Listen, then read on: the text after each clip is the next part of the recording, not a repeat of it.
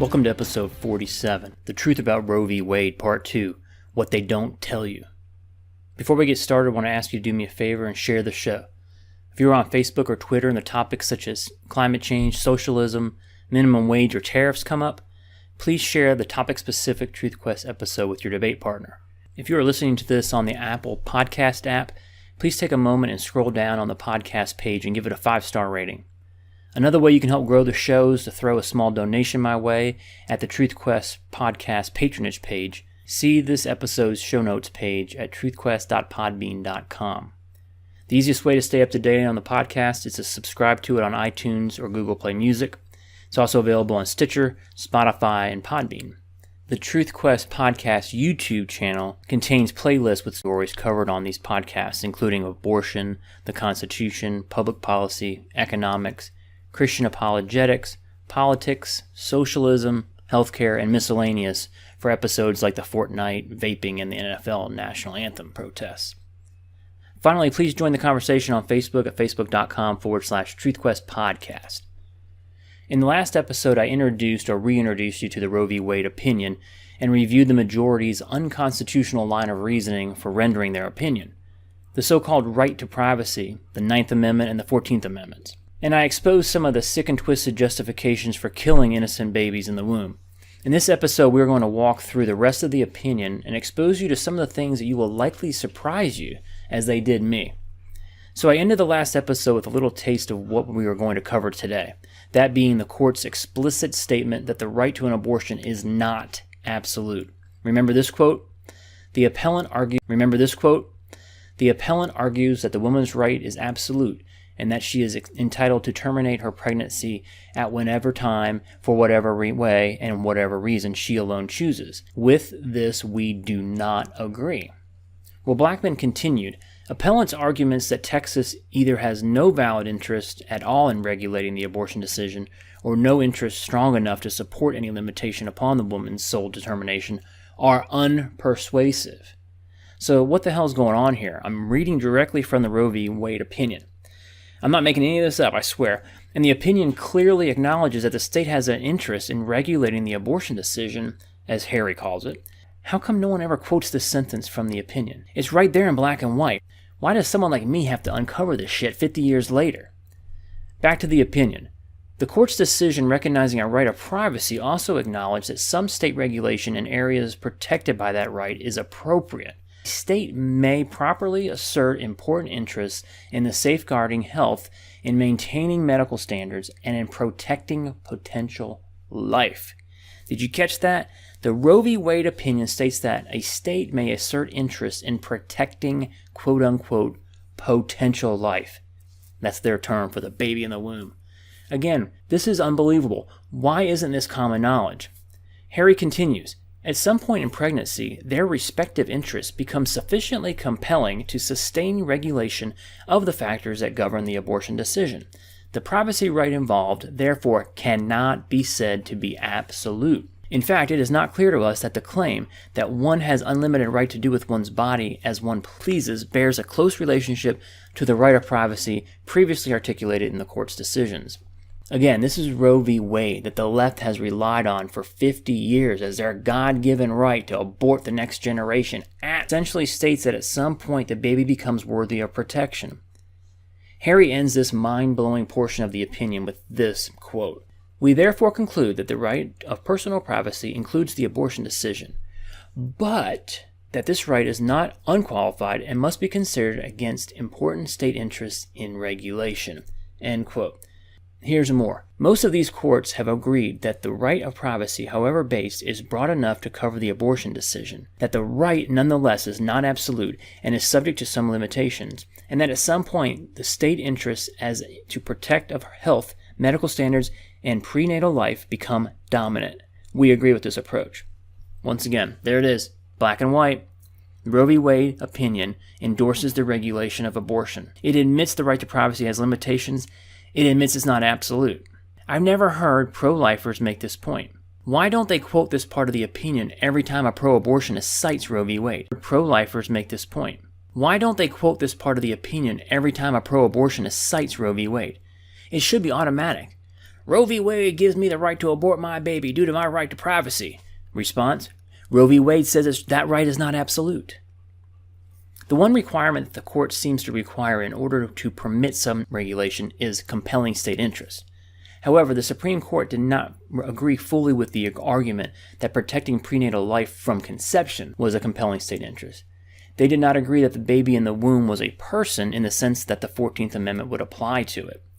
So the entire next page of the decision is a quest not for the truth, but to find the definition of personhood in the Constitution in order to refute Texas's argument that the baby in the womb is a person and worthy of protection. Well, guess what, you bunch of conniving baby-killing activist judges? The Constitution doesn't mention things like babies, children, fetus, cars, light bulbs, gasoline, highways, cable and radio networks, cell phones, timber, travel, or privacy. How did the Founding Fathers deal with this in the Constitution? As mentioned previously, it's called the 10th Amendment, which reads, "The powers not delegated to the United States by the Constitution, nor prohibited by it to the states, are reserved to the states respectively, or to the people." If you have not listened to episode 3, I beg you to do it, as it provides the necessary background to the argument I am making here about limited government enshrined in the Constitution. I gotta tell you folks, it should not be this easy for someone like me to rip apart a Supreme Court opinion unless it is as god-awful as I was led to believe. This just reinforces my disdain for activist judges, especially on the Supreme Court, as I discussed in episode 16. But wait, it gets worse. So now the justices go on a sincere quest, combing through the Constitution, looking for the original intent of the writers and ratifiers. Below are some of the justifications that Blackmun and his ilk come up with to make sure that their opinion is free of emotion and of predilection, as he mentioned earlier in the opinion. Because they don't have a dog in the fight. They have no preference in how this opinion goes. They're the Supreme Court, an impartial panel of constitutional scholars whose only job is to look at the document and apply it to the case presented in front of them. Defend and protect. Quote, "The Constitution does not define person in so many words. Section 1 of the 14th Amendment contains 3 references to person. The first, in defining citizens, speaks of persons born or naturalized in the United States. The word also appears both in the Due Process Clause and in the Equal Protection Clause.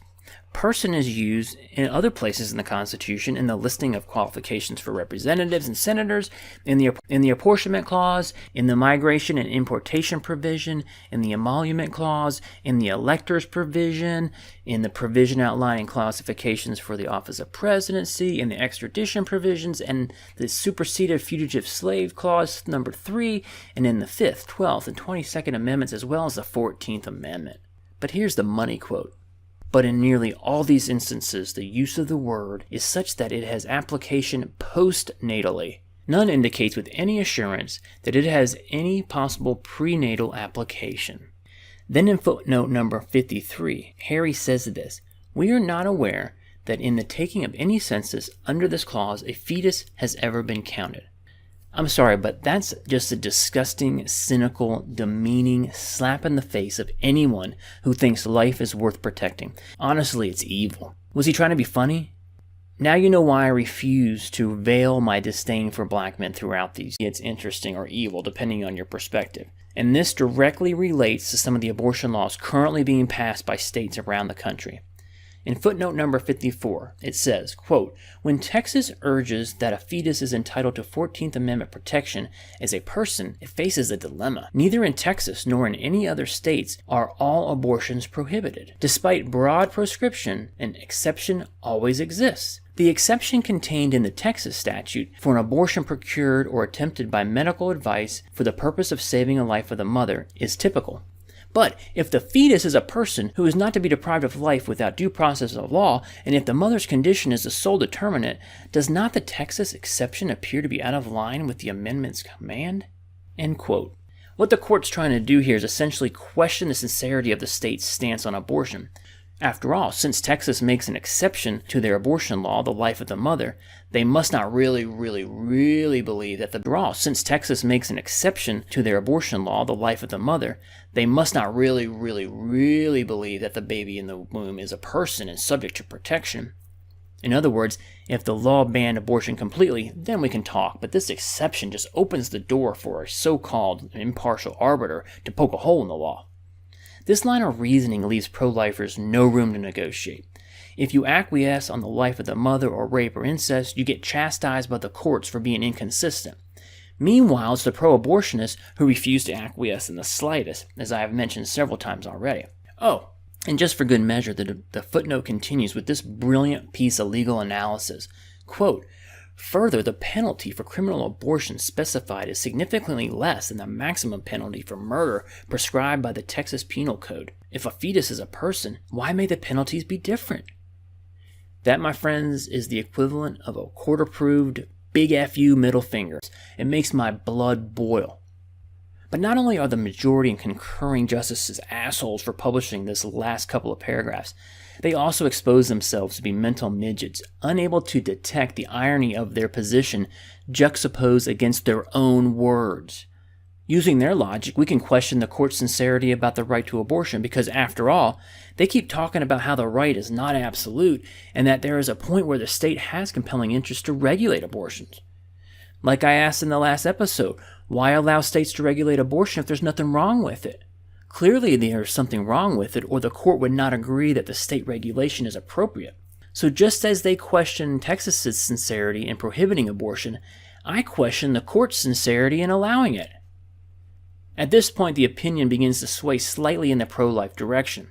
As I walk you through it, I want to ask you, have you ever heard anyone mention this part of the opinion, either pro-life or pro-abortion? The first we have intimated above, it is reasonable and appropriate for a state to decide that at some point in time another interest, that of the health of the mother or that of a potential human life, becomes significantly involved.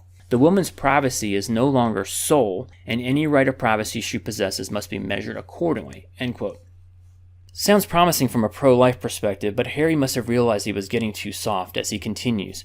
He explains that Texas defines life as at the moment of conception, and therefore they have compelling interest in protecting that life. Harry, however, just can't bring himself to agree. He tries to explain his rationale this way. Quote, we need not resolve the difficult question of when life begins. When those trained in the respective disciplines of medicine, philosophy, and theology are unable to arrive at any consensus, the judiciary at this point in the development of man's knowledge is not in a position to speculate as to the answer. End quote. Boy, oh boy, sure does seem to be a convenient time to show some restraint. What a joke.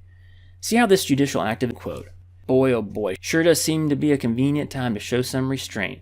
What a joke. See how this judicial activism works? They stay in their judicial sandbox when they start down a road that is not conducive to their agenda, but on the other hand, they make up constitutional rights like the right of privacy and the right to kill babies in the womb, right out of thin air. I think it's safe to say that the scientific advances over the last 50 years should be sufficient to even the most skeptical judge to come to some kind of agreement of when life begins, even if it is a compromise from the point of conception. As I mentioned earlier, we have ultrasounds, heartbeat, brain activity, DNA, ability to feel pain, movement inside the womb. I mean, come on, we perform in vitro surgery today. You're telling me that's not a human being worthy of protection? But pro-abortionists want us to ignore all of it. No compromise. To bolster his argument of assigning a definition of life, Harry has this to say, quote, there has always been strong support for the view that, says who? Well, Harry cites the Stoics, the Jewish faith, a large segment of the Protestant community, insofar as it can be ascertained. Wow, that's powerful and sketchy legal prose there, Harry. Insofar as it can be ascertained, how hard is it to ascertain? I'm thinking the Jews and Protestants even back in 1973 would have had a problem with what you just said. It gets better.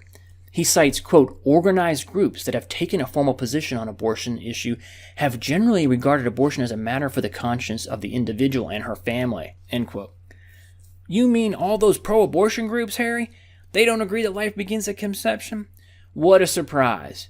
He couldn't find any organized group that have formal position on the abortion issue that disagreed with the idea that it is a matter for the conscience of the individual and her family? That omission alone is proof that he has an agenda. In Harry's defense, he does for good measure throw in the fact that the official position of the Catholic Church is life begins at conception, and, quote, this is a view strongly held by many non-Catholics as well, and by many physicians, end quote.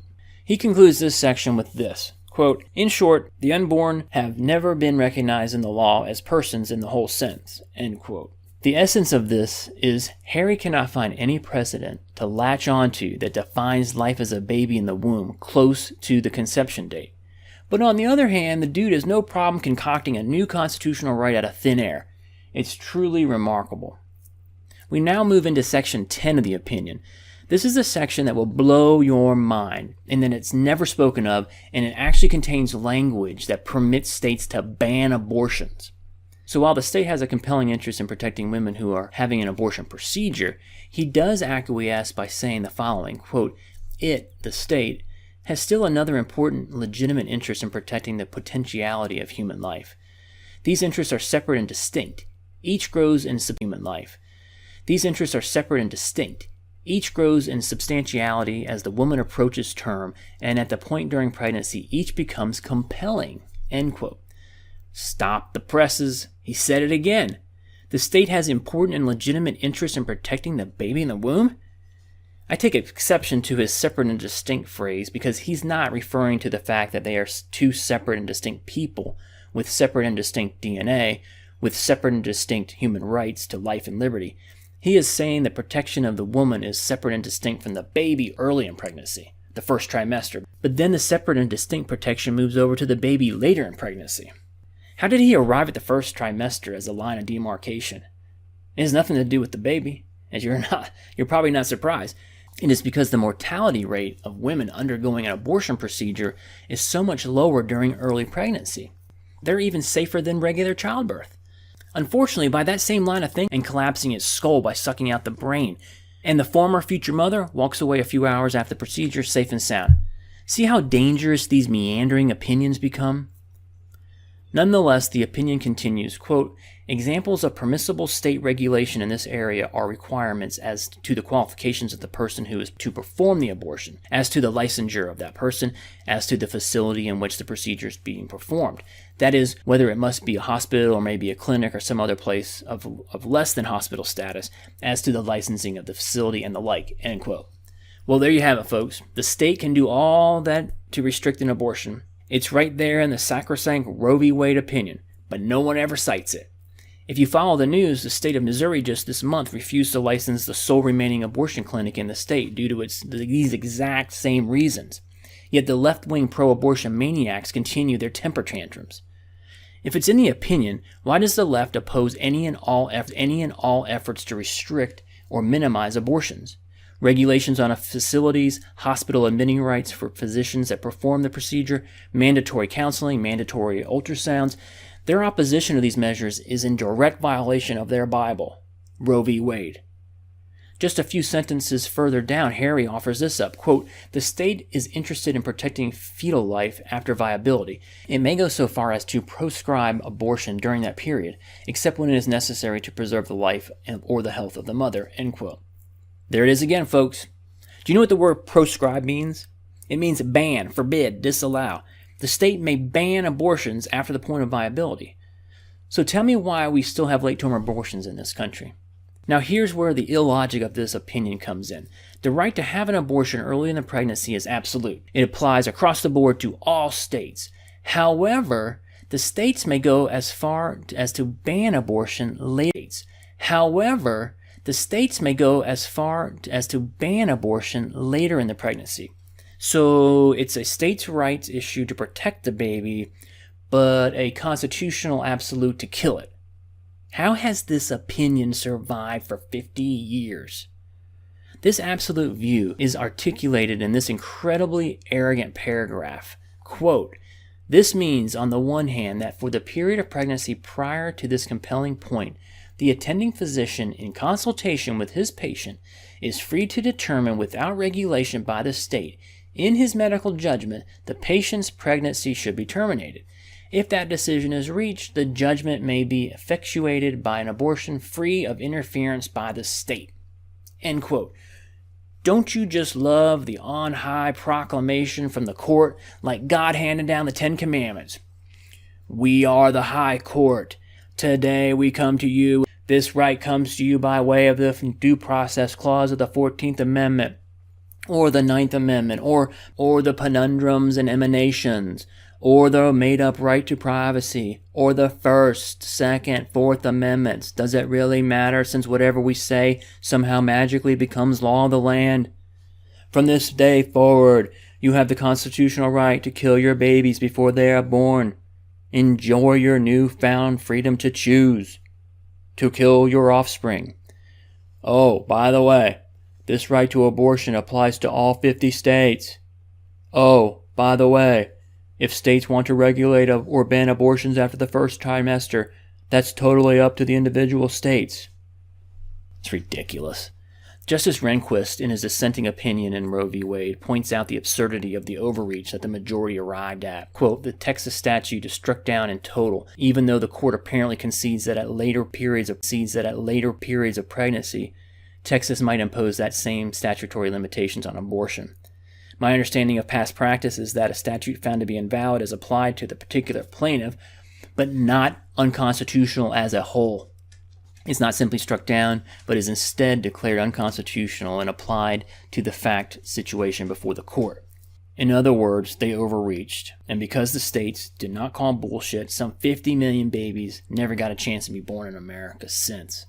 I have two more quick items that I want to address. Number one is, what would happen if Roe v. Wade was overturned, and what did the real Jane Roe think about the opinion years later?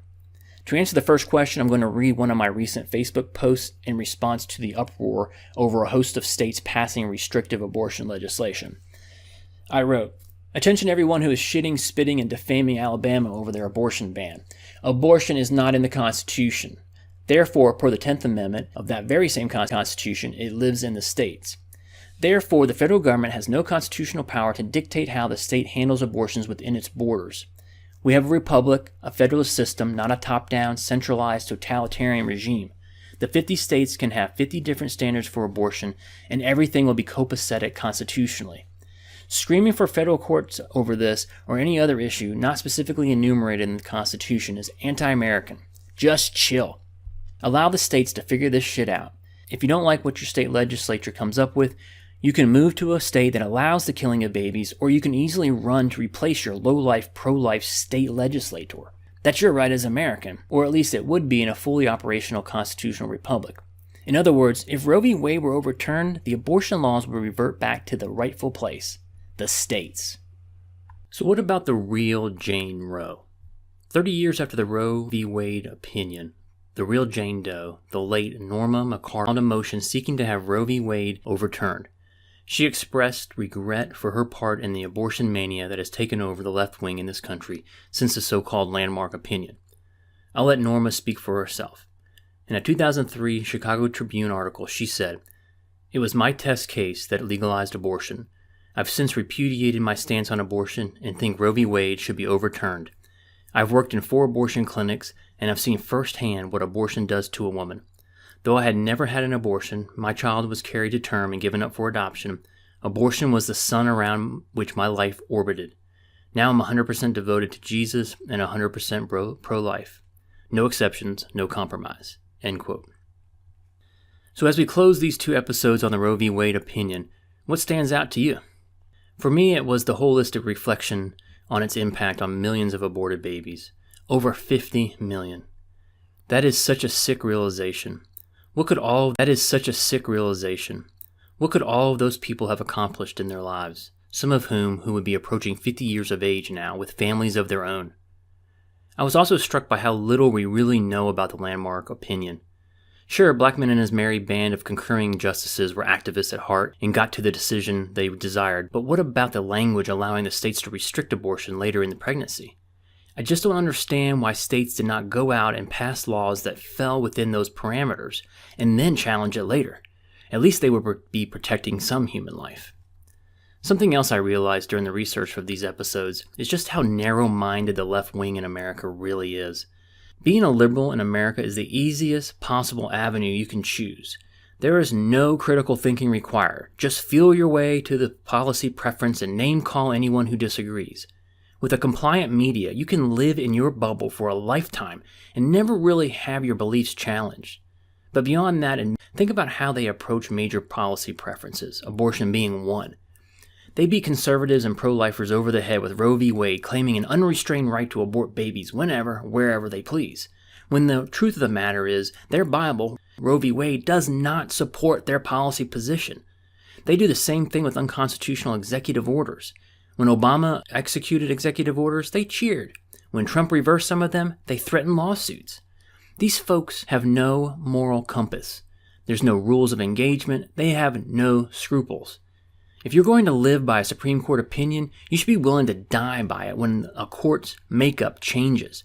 If you're going to live by a unilateral executive order, you should be willing to die by it when the next guy comes into office. If Harry Reid wants to eliminate the filibuster from Supreme Court nominees, then the Republicans will use it when they are in power. The National Democrats are led by a bunch of crybaby mental midgets. Ultimately, the takeaway from Roe v. Wade, along with dozens, maybe hundreds of others, is the Supreme Court's behavior over the centuries has demonstrated yet another breakdown in the constitutional framework set forth by our founding fathers. Please join the conversation on Facebook at facebook.com/TruthQuest podcast.